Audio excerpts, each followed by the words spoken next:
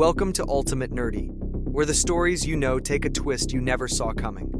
From alternate timelines to impossible crossovers, we explore the what-ifs of your favorite universes. So grab your wand, your lightsaber, or your decoder ring. And today's story is a Harry Potter story for us to enjoy, so let's go. Chapter 1. The Sorting Hat Knows Best. The Great Hall buzzed with anticipation as the first-year students shuffled forward, their eyes wide with awe at the enchanted ceiling and the flickering candles. Hermione Granger stood among them, her bushy hair barely tamed, her heart pounding with a mix of nerves and determination. She had read Hogwarts, a history cover to cover, memorized every spell in her textbooks, and practiced wand movements in her bedroom mirror. Knowledge was her weapon, her shield, her path to greatness. She wasn't just here to learn, she was here to excel, to prove herself, to rise above the ordinary.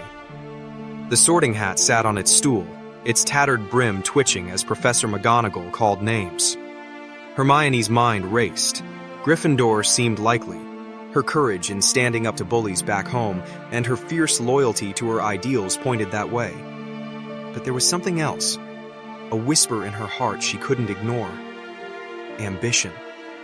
She wanted to be the best, to wield knowledge like a wand, to shape the wizarding world with her intellect. Power, not just for its own sake, but to ensure no one could ever dismiss her as just a muggle-born. "Granger, Hermione!" McGonagall's voice rang out. Hermione stepped forward, her knees trembling but her chin high. The hat slid over her eyes, plunging her into darkness. Its voice slithered into her mind, low and probing. "Oh, a sharp one, aren't you?" "Oh, a mind like a blade, cutting through ignorance. Courage, yes, and loyalty. But what drives you, girl? It's not just doing what's right, is it? You want more. You want to be more." Hermione's breath hitched. She thought of her parents, proud but oblivious to the wizarding world's prejudices. She thought of the library books she'd devoured, each one a step toward proving she belonged. "I want to know everything," she whispered. "I want to be unstoppable." The hat chuckled, a dry, rustling sound.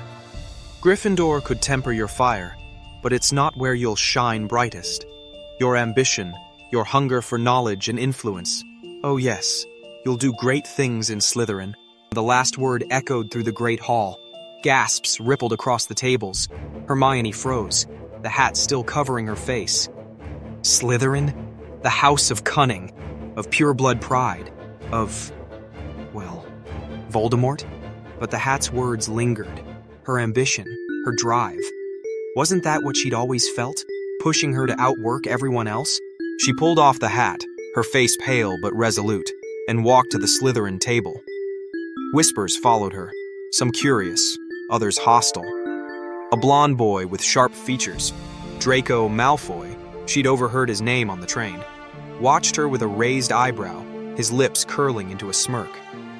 "A muggle born in Slytherin," he drawled as she sat down.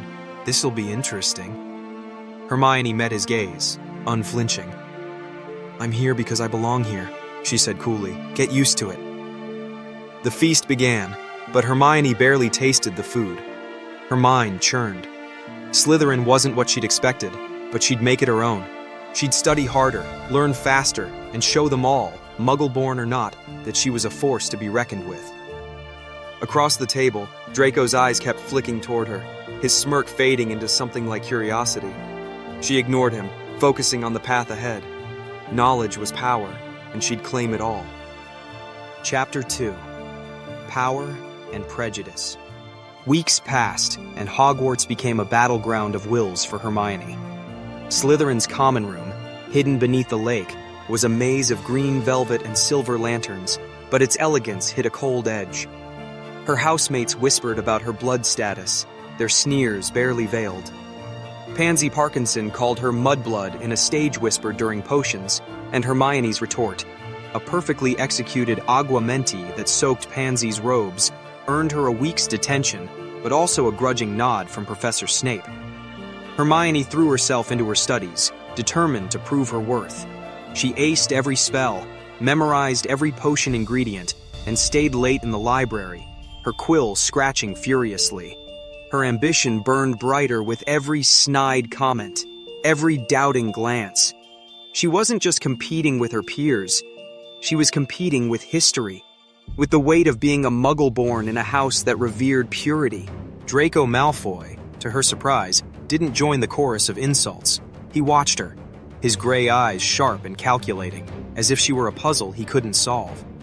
In Charms, when she mastered Wingardium Leviosa on her first try, he muttered, "Not bad, Granger," his tone more intrigued than mocking.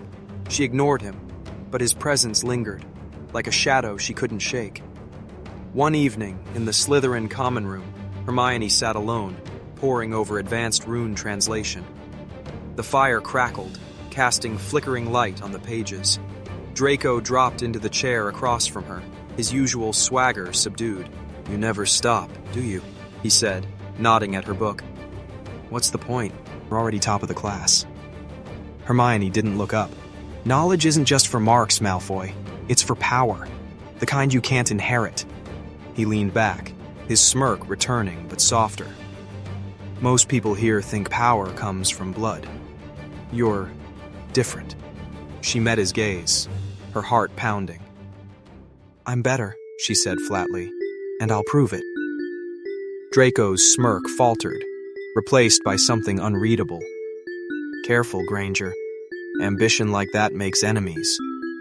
"Then I'll outsmart them," she shot back, "starting with you if I have to." He laughed, a low, genuine sound that startled her. "You're not what I expected," he admitted, standing to leave. "Maybe Slytherin's not a bad fit for you after all." As he walked away, Hermione's cheeks warmed, though she told herself it was just the fire. She buried herself in her book, but her mind wandered. Draco was arrogant, prejudiced, everything she despised. Yet there was a spark in him, a sharpness that matched her own. She pushed the thought away. Romance was a distraction, and she had bigger goals: to master magic, to rewrite the rules of this prejudiced world.